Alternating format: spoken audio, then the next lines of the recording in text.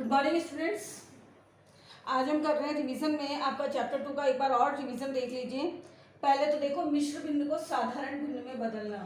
मिश्र भिन्न को, जैसे मिश्र भिन्न कौन सी होती है, इस तरीके की लिखी हुई, जैसे 2 सही 1/4। अब इसको साधारण भिन्न में बदलना, तो इसके लिए क्या करते हैं, नीचे वाली संख्या का साइड वाले से गुणा करते हैं। यानी 4 को 2 से गुणा करेंगे, 4 दूनी 8, 8 में ऊपर का 1 जोड़ दो तो ये होगा 9/4। ये हो गई इसकी साधारण भिन्न। क्या हो गई? साधारण भिन्न। यानी मिश्र भिन्न को आपने किसमें बदला? साधारण भिन्न में। और बदलना आ गया। अब अगर मैं लिखूं 5/2, तो ये साधारण भिन्न है, इसको मिश्र भिन्न में बदलो। तो मिश्र भिन्न में बदलने के लिए 2 का भाग आप 5 में 2, 2 दूनी 4, शेषफल बचा 1। तो आप कैसे लिखोगे? जितनी बार भाग गया वो साइड पे, शेषफल जो बचा वो ऊपर, और जितने का भाग दिया वो नीचे। तो ये हमने बदल दिया। ये थी हमारी साधारण भिन्न। और साधारण को हमने क्या किया? साधारण भिन्न को हमने बदल दिया किसमें? मिश्र भिन्न के अंदर। क्लियर हो गया? आपको मिश्र भिन्न में बदलना, मिश्र भिन्न को साधारण में और साधारण को मिश्र भिन्न में बदलना आपको आ गया। अब अगला देखो, आपको लघुत्तम लेना, लेसर। लेसर के लिए जैसे आपको नीचे हर में दिखा है 5, 6 ये लिखा है, तो इसका लेसर निकालने का तरीका क्या है? लेसर यानी लघुत्तम। गुणनखंड कर दो। गुणनखंड, सबसे छोटी संख्या 2 का भाग इसमें जा रहा है, 5 में नहीं जाता, ऐसे कैसे छोड़ा? 2 का भाग 6 में दिया तो 2 तिया 6। अब 2 का नहीं जा रहा, 3 का जा रहा है, 5 में तो नहीं जा रहा लेकिन 3 में जा रहा है एक बार। अब है 5 का भाग 5 में जा रहा है एक बार, और ये ऐसे कैसे? तब इनको गुणा कर दो। 2 गुणा 3 गुणा 5, यानी 2 तिया 6 और 6 पंजो 30। तो ये हमारा आ गया लेसर। लेसर का मतलब है लघुत्तम। तो ये आपको आ गया लघुत्तम लेना।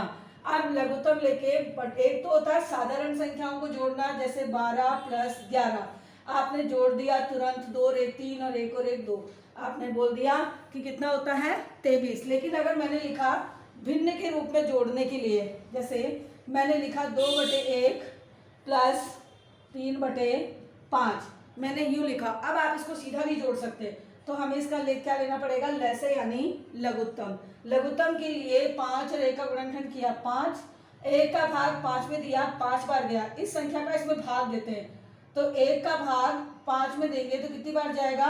5 बार। जो उत्तर आया उसे उसी की ऊपर वाली संख्या से गुणा कर देते हैं। यानी 5 को 2 से गुणा किया, 5 दूनी 10। अब इस 5 का भाग 5 में दिया, देखो कितनी बार गया? एक बार, तो ये कर दिया गुणा 1, यानी 3 एका 3। अब जो ऊपर वाले संख्या को जोड़ दो, 10 और 3 कितना हो गया? 13, और बटे में जो संख्या लिखी है वो की वही आएगी, यानी 13/5।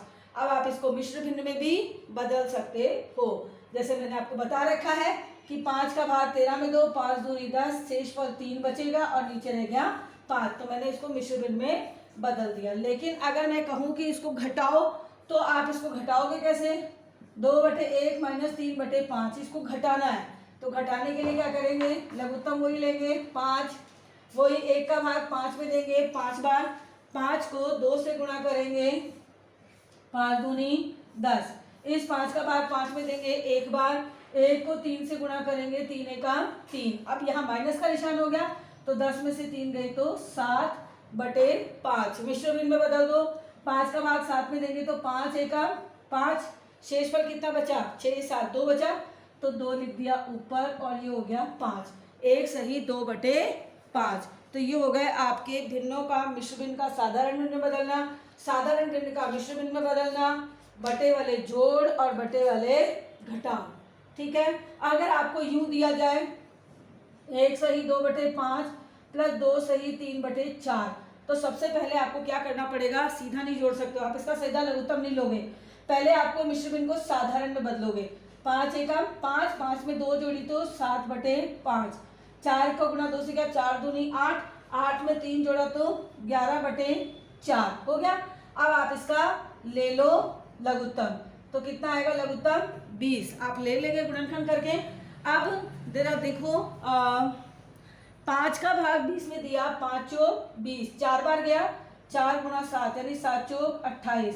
4 का भाग 20 में दिया, 4 पंजो 20, 5 बार गया, गुणा 5 यानी 11 पंजो 55।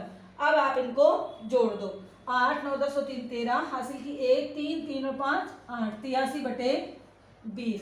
ये हमने कर लिया। पहले यह ध्यान रखना, मिश्र भिन्न में अगर जोड़ा घटाव है, चाहे गुणा हो चाहे भाग हो, लेकिन अगर मिश्र भिन्न है तो पहले मिश्र भिन्न को साधारण भिन्न में बदलोगे, फिर ही जोड़ घटाव गुणा भाग जो भी करने को दिया है वो आगे हल करोगे। अब इसको साधारण भिन्न में बदलो, 20 का भाग दो तो 20 चौक 80, 3 बचा, 3 ऊपर 20 नीचे।